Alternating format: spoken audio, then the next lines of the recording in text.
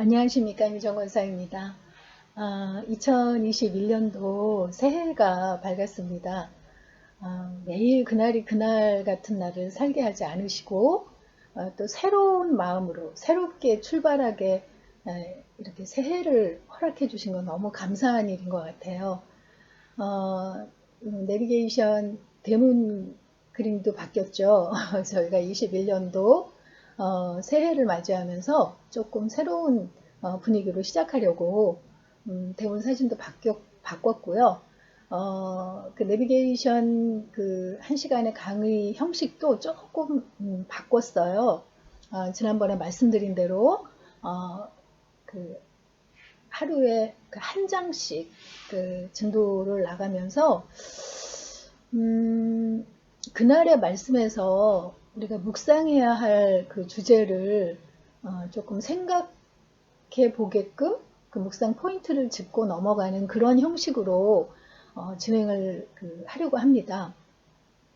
제가 이제 내비게이션 강의할 때도 그런 말씀을 많이 드렸었거든요.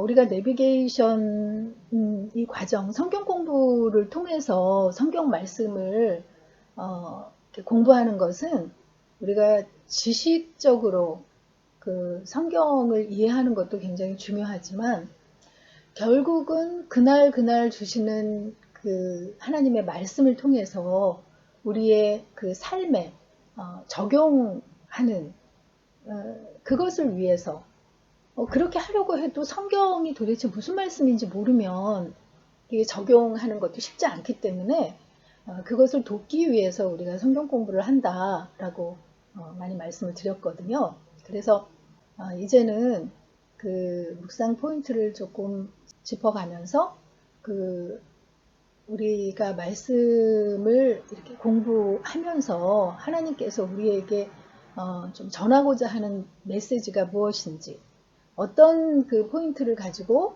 우리가 삶에 적용하면서 나아가야 할지를 이렇게 좀 생각해 보는 그런 형식으로 나갔으면 좋겠다라는 생각이 들었어요. 오늘 첫 시간은 신명기 6장을 이어갈 차례인데요. 쉐마장이라고도 불리는 그 신명기 6장은 그 전체 성경에서 굉장히 중요한 그 구절이 들어있는 그런 성경장이라고 할 수 있겠어요. 그래서 그 6장부터 새해 시작하게 된 것이 또 감사한데요.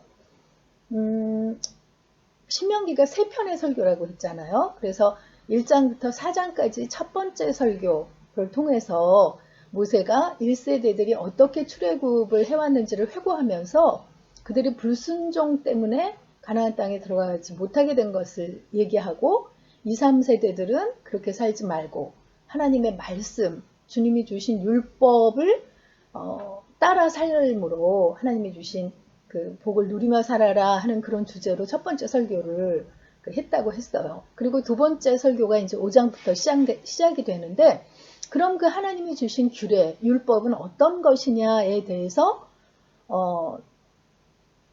26장까지 계속 풀어가는 게 두 번째 설교라고 했어요. 그래서 5장부터 11장까지는 그 계명에 대한 일반적인 이야기를 하는 부분이고 12장부터는 그 계명을 그 자세하게 풀어가는 신명기 법전의 부분이다라고 했어요. 그래서 지난 시간 5장에서는 그 가장 중요한 그 율법과 규례 중에서 가장 중요한 10계명을 다시 한번 말씀하면서 그 모든 규례를 대표하는 일반적인 계명, 그 명령, 단언적으로 명령으로 주신 10계명에 대해서 알아봤고 6장은 그러면 그런 계명들을 왜 주신 거냐. 하나님 나라의 새로운 문화를 그 땅에 내리면서 하나님 나라의 모델답게 살기 위해서 이 규례와 법도를 지켜야 한다라는 그런 그 말씀을 주시는 그런 장입니다. 네, 6장의 이제 처음 그 1절부터 3절은 그 하나님께서 주신 명령은 그 규례와 법도는 이스라엘 백성들이 건너가서 차지할 땅에서 행하라고 주신 것이다. 아까 설명드린 것처럼 그 이야기를 먼저 하시고 그 다음에 이제 4절이, 신명기 6장 4절이 그 유명한 쉐마 구절이거든요. 이 쉐마라는 게, 히브리어로 들으라, 라는 뜻이에요. 근데 들으라라는 게 그냥 그 우리가 귀로 듣는다라는 그런 기능적인 의미를 넘어서서요. 우리가 왜 엄마 말 좀 들어라 제발, 응? 부모님 말씀 잘 들어라 이렇게 할 때 듣는다는 거는 귀로 듣는 게 아니라 그 말을 듣고 그 말에 따라서 행동하는, 순종하는 그 행동의 변화까지를 뜻하는 들으라는 말이잖아요. 그 쉐마가 그런 뜻이에요. 그래서 그 성경에서 듣는다라는 말하고 그 다음에 그 순종한다는 그 뜻으로 이 쉐마가 같이 쓰이고 있는 것을 볼 수 있다고 합니다. 우리는 이제 히브리어를 모르니까 그러는데 순종한다는 그런 그 의미로 쓰일 때도 이 쉐마라는 단어가 쓰인다고 해요.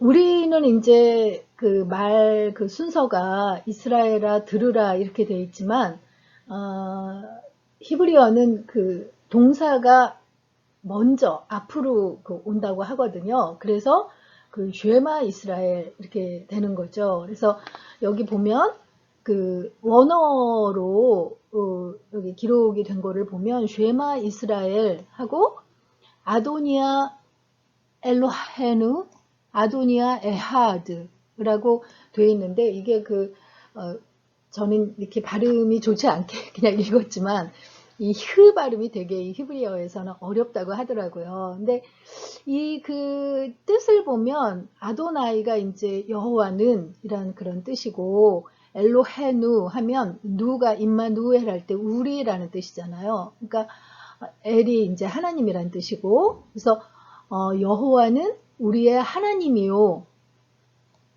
이게 아도나이 엘로헤누라는 거죠. 그리고 아도나이 에하드 그러면 여호와는 한 분이시다 라는 그런 뜻이래요. 그래서 그 여호와는 우리의 하나님이요. 여호와는 유일하신 하나님이다. 한 분이신 하나님이다. 그래서 여기 밑에 지금 그 의역을 해놓은 걸 보면 우리의 하나님 여호와는 유일한 여호와시다. 유일한 하나님이시다. 라는 그런 고백이라는 거죠.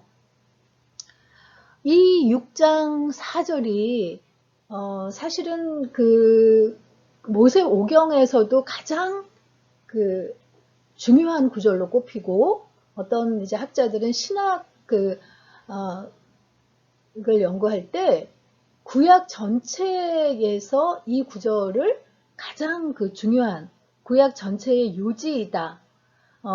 또 신명기 전체에도 핵심인 구절이다. 이렇게 이야기를 하고 있어요. 이 신명기 6장 4절은 이스라엘 백성들이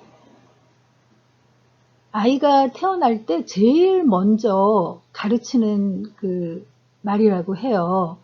그리고 역사적으로 주후 2세기에 랍비였던 아키바라는 사람이 로마군에 의해서 처형을 당하게 됐을 때 마지막 숨을 거두기 전에 이 쉐마의 구절을 암송했다고 합니다. 우리의 하나님 여호와는 유일한 여호와이시다 라고 신앙 고백을 하고 숨을 거둔 후에 다른 순교자들도 죽음을 앞둔 마지막 순간에 이 쉐마 구절을 암송을 했다고 해요. 그리고 나서 유대인들이 임종하는 순간에 너희들 어떻게 살아라 이런 말 대신에 유언의 말로 이 6장 4절 우리의 하나님 여호와는 유일한 여호와시다 라는 신앙 고백을 하고 숨을 거두었다고 합니다. 그래서 이스라엘 사람들에게는 태어나면서 그리고 또 숨을 거두면서 이렇게 제일 먼저 배우는 신앙 고백이면서 죽음을 앞두고 마지막으로 암송하는 그런 신앙 고백이 이 6장 4절이라고 해요. 그래서 우리가 신명기 그 6장 4절부터 9절이 그 이스라엘 유대인들이 굉장히 중요한 장으로 그 구절로 꼽고 있지만 특히 이 6장 4절이 쉐마의 구절이라고 해서 그 가장 중요한 여러분 우리의 하나님이시고 여호와가 유일한 한 분이시라는 게 당시의 세계관에서는 전부 다신론이 주가 됐기 때문에 이렇게 유일한 하나님이시다라는 이 고백이 너무나 뜻밖의 그런 특별한 고백이었다고 해요. 그래서 이스라엘 사람들은 그 자부심을 가지고 이 고백을 이렇게 늘 되뇌었고 일상생활에서도 아침 저녁으로 2번씩 이 구절은 꼭 암송하고 지나는 것이라고 합니다. 그리고 이어서 6장 5절이 너는 마음을 다하고 뜻을 다하고 힘을 다하여 내 하나님 여호와를 사랑하라 라는 이 구절이에요. 이거는 우리가 신약에서 예수님께 어떤 계명이 가장 크냐고 물었을 때 첫 번째 계명, 가장 중요한 계명으로 예수님께서 말씀해 주신 구절이기도 하죠.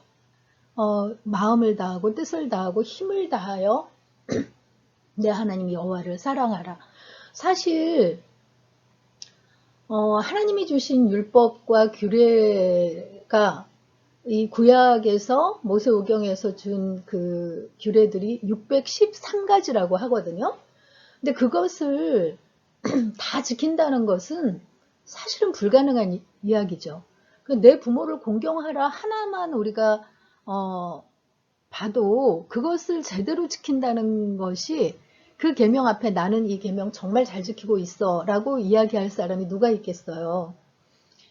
그런데 그런 수많은 율법들을 지킬 수 있는 가장 근간이 되는 원동력이라고 할까요? 그것은 뭐냐면 하나님을 사랑하는 마음이라는 거죠. 하나님을 사랑할 때 이 율법과 규례들을 지키고 싶은 마음이 저절로 우러나게 되는 거고 그 마음이 없을 때는 형식적으로 얽매이는 족쇄 같은 것이 될 수 있다는 거죠. 그래서 우리의 삶에 있어서 율법을 지키는 것에 있어서 가장 중요한 것은 마음을 다하고 뜻을 다하고 힘을 다하여 여호와를 사랑하시는 거라는 거예요. 그러니까 4절에서 유일하신 하나님에 대한 신앙 고백을 하고 그 다음에 그 유일하신 하나님을 전심으로 사랑해야 한다라는 게 이제 쉐마의 내용인 거죠.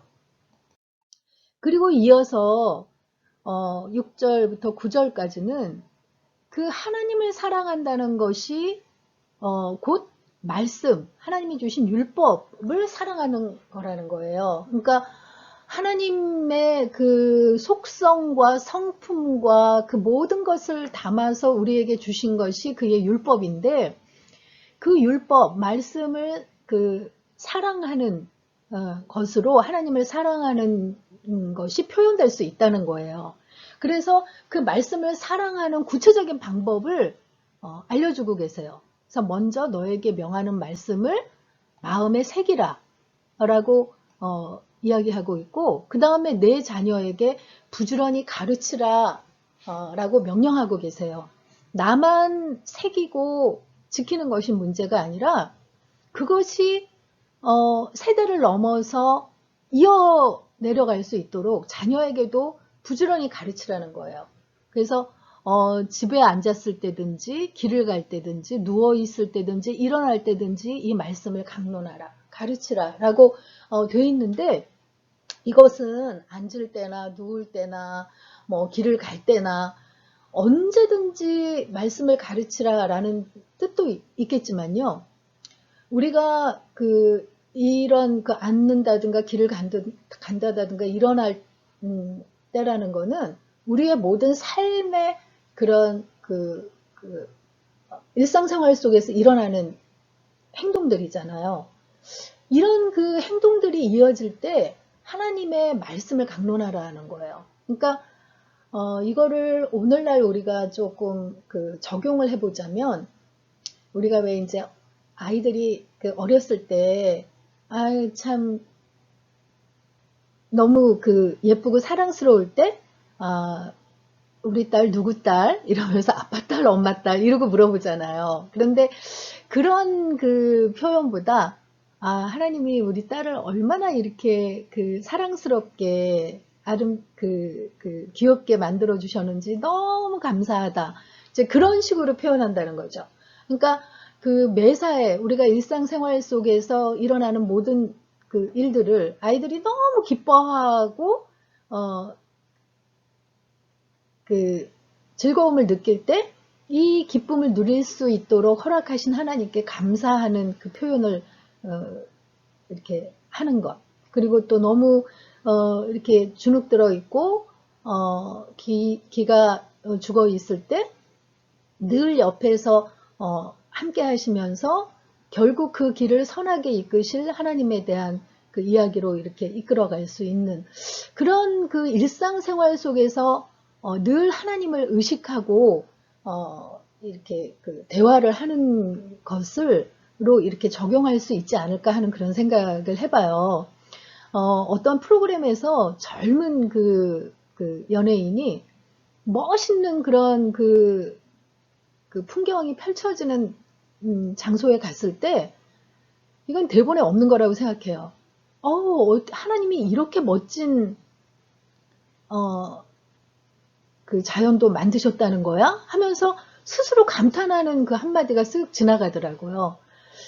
그 쉽지 않은 고백이거든요. 항상 그 하나님께서 이 모든 것을 창조하셨고 그 주관하신다는 것을 그의 그 마음속에 늘 그 의식하고 있지 않으면 그렇게 튀어나올 수 없는 고백인데 그것이 우리 삶 속에 늘 되도록 이렇게 가르치라는 거죠.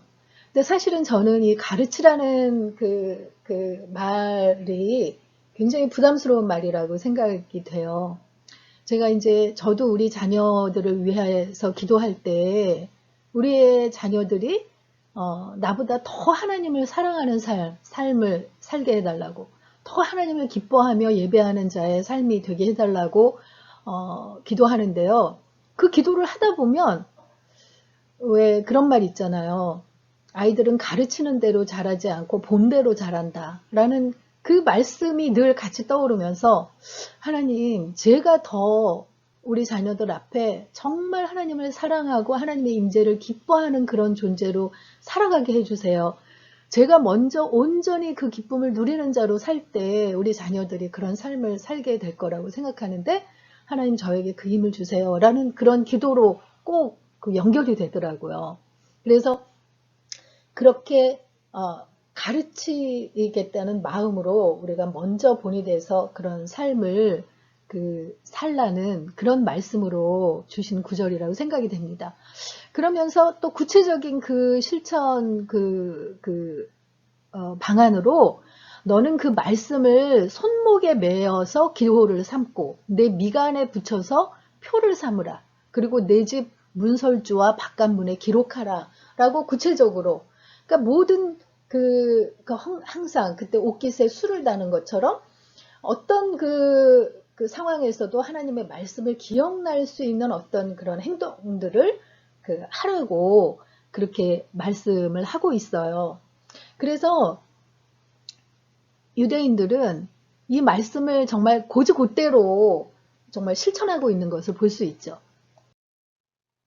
이것은 그 테필린이라고 하는 것인데요. 아까 이마에 그리고 그러니까 미간에 그리고 내 손목에 그 말씀을 그 기호로 삼으라고 말씀하셨잖아요. 그래서 이렇게 성경 구절을 기록한 이것을 이 안에 넣어서 이렇게 이마에 그 너의 미간에 표를 삼으라 한 그 말씀을 그 실천하고 있고 또 손목에 이 말씀을 이렇게 기록해서 그 표로 삼고 있다는 거예요. 여기에 기록된 그 말씀이 네 구절의 성경 말씀인데 출애굽기 두 구절하고 신명기 두 구절이거든요. 물론 여기 있는 그 6장 신명기 6장 4절부터 9절까지의 이 쉐마의 말씀도 들어가 있고요. 이 미간에 표를 삼고 그 손목에 기호를 삼으라는 이 말씀이 기록된 곳이 그 출애굽기에도 두 군데가 있고 신명기에 두 군데가 있더라고요. 그 네 구절의 말씀을 기록해 가지고 이렇게 이마에도 매달고 손목에도 기호를 삼고 있는 것을 볼 수 있습니다. 이게 정통 유대인인 경우에 이런 그것을 볼 수 있는 거죠. 그리고 아까 그 문설주에도 표시를 하라고 그랬잖아요. 그래서 우리가 그 문설주, 여기 문이 있을 때 여기가 인방이고 요 세로로 세워지는 이 부분을 설주라고 하거든요. 그래서 문이 세워진 그 설주 부분에 이렇게 그 히브리어로는 메주자라고 하는 이 말씀을 여기 안에 바로 이 신명기 6장 4절부터 9절까지의 이 말씀이 기록된 것을 이 안에 넣었다고 하거든요. 그래서 그것을 이렇게 문설주에 매달아 놓고 이렇게 들어갈 때나 나갈 때나 이 메주자를 만지면서 하나님은 우리 하나님 여호와는 유일한 하나님이시라고 고백하면서 늘 이렇게 우리가 하나님을 사랑하는 마음으로 이 말씀을 기억한다는 고백을 하면서 이걸 만진다는 거예요.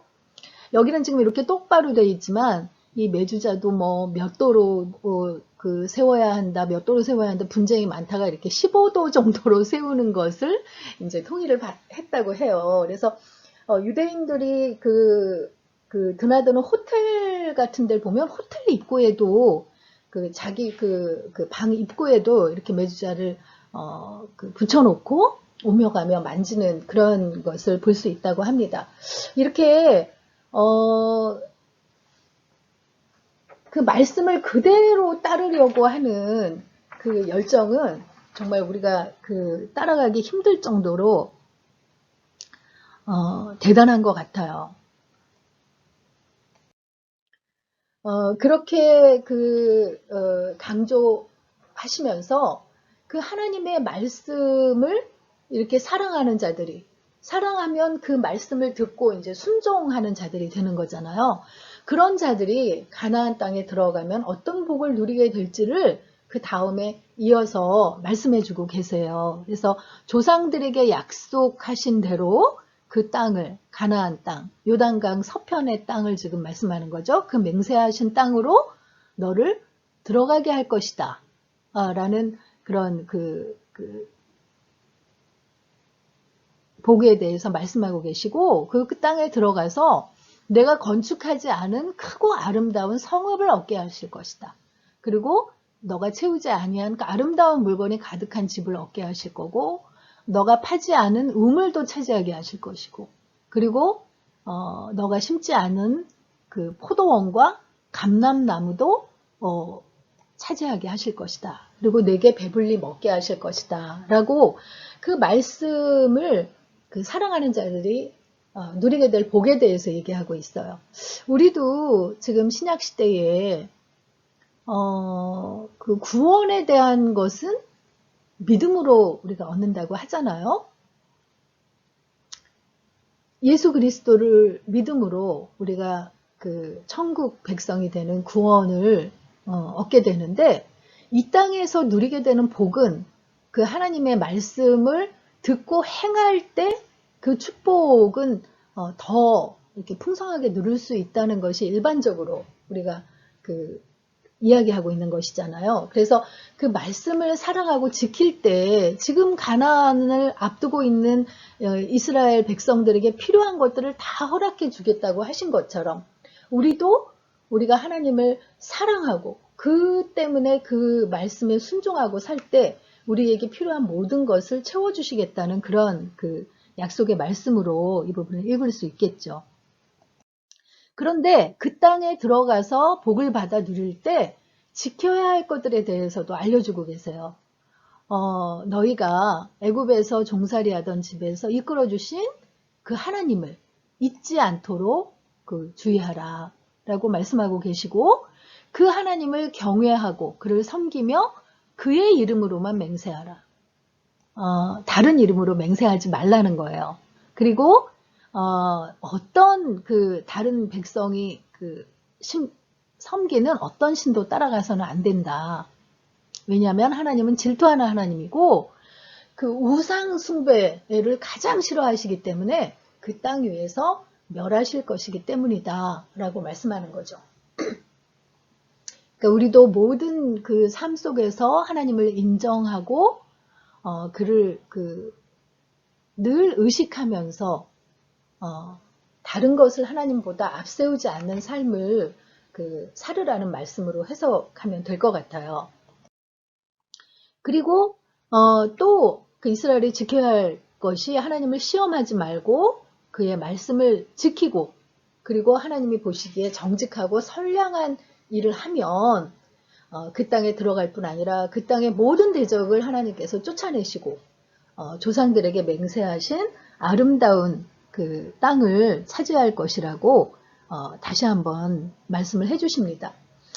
그리고 이어지는 말씀이 후일에 내 아들이 하나님께서 명령하신 증거와 규례와 법도가 무슨 뜻이냐고 물으시면 우리를 구원하신 하나님께서 이 모든 규례를 지키라고 하셨다. 이 강한 손으로 애굽에서 이끌어내신 또 그 애굽의 바로와 온 집안을 치셨던 그리고 그 조상에게 맹세하신 대로 이 땅으로 우리를 데려오시고 이 땅을 우리에게 주신 하나님께서 이 규례를 명하시고 지키게 하시고 우리 하나님을 경외하게 하셨다라는 말씀을 가르치라는 거죠. 그래서 우리가 우리 주 하나님 앞에서 우리에게 명하신 이 모든 명령을 충실하게 되시면 그것을 우리의 의로 삼고 우리에게 복을 줄 것이다. 이렇게 가르치라는 거죠.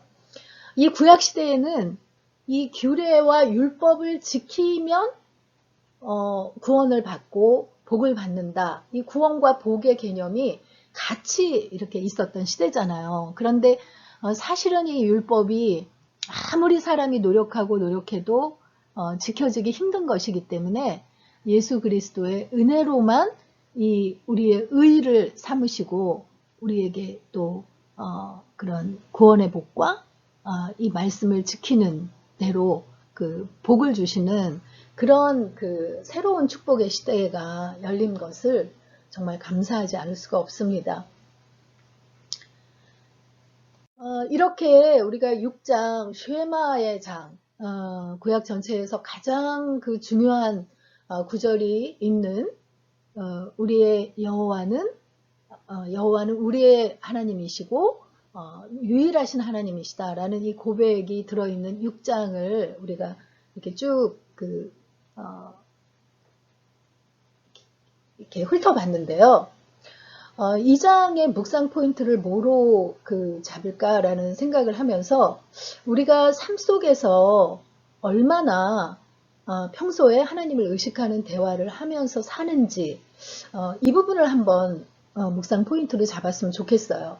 우리가 묵상이라는 말을 우리가 큐티하면서도 많이 배우지만 이 말씀을 가지고 이렇게 고개 숙이고 깊이 생각해보라 이런 뜻의 묵상이라기보다는 삶 속에서 계속 되풀이하는 것이 이 묵상이라는 본래의 뜻이라고 하잖아요. 그래서 오늘 하루를 생활하면서도 내가 삶 속에서 얼마나 하나님을 의식하면 하는 대화를 가족들하고도 그렇고 내 주변 사람들하고도 대화할 때 얼마나 하나님을 드러내는 말을 하며 또 얼마나 하나님을 의식하는 그런 대화를 내가 하고 있는지 계속 한번 이렇게 곱씹어보는 그런 하루가 됐으면 좋겠다라는 생각을 해봅니다. 네, 오늘 6장 읽고 마치도록 하겠습니다. 6장 이는 곧 너희의 하나님 여호와께서 너희에게 가르치라고 명하신 명령과 규례와 법도라. 너희가 건너가서 차지할 땅에서 행할 것이니 곧 너와 내 아들과 내 손자들이 평생에 내 하나님 여호와를 경외하며 내가 너희에게 명한 그 모든 규례와 명령을 지키게 하기 위한 것이며 또 내 날을 장구하게 하기 위한 것이라. 이스라엘아, 듣고 삼가 그것을 행하라. 그리하면 내가 복을 받고 내 조상들의 하나님 여호와께서 내게 허락하심 같이 젖과 꿀이 흐르는 땅에서 내가 크게 번성하리라. 이스라엘아, 들으라. 우리 하나님 여호와는 오직 유일한 여호와이시니 너는 마음을 다하고 뜻을 다하고 힘을 다하여 내 하나님 여호와를 사랑하라. 오늘 내가 네게 명하는 이 말씀을 너는 마음에 새기고 내 자녀에게 부지런히 가르치며 집에 앉았을 때이든지 길을 갈 때이든지 누워있을 때이든지 일어날 때이든지 이 말씀을 강론할 것이며 너는 또 그것을 내 손목에 매어 기호를 삼으며 내 미간에 붙여 표로 삼고 또 내 집 문설주와 바깥문에 기록할지니라. 내 하나님 여호와께서 내 조상 아브라함과 이삭과 야곱을 향하여 내게 주리라 맹세하신 땅으로 너를 들어가게 하시고 내가 건축하지 아니한 크고 아름다운 성읍을 얻게 하시며 내가 채우지 아니한 아름다운 물건이 가득한 집을 얻게 하시며 내가 파지 아니한 우물을 차지하게 하시며 내가 심지 아니한 포도원과 감람나무를 차지하게 하사 내게 배불리 먹게 하실 때에 너는 조심하여 너를 애굽 땅 종되었던 집에서 인도하여 내신 여호와를 잊지 말고 내 하나님 여호와를 경외하며 그를 섬기며 그의 이름으로 맹세할 것이니라. 너희는 다른 신들 곧 내 사면에 있는 백성의 신들을 따르지 말라. 너희 중에 계신 너희의 하나님 여호와는 질투하시는 하나님이신즉 너희의 하나님 여호와께서 내게 진노하사 너를 지면에서 멸절시키실까 두려워하노라.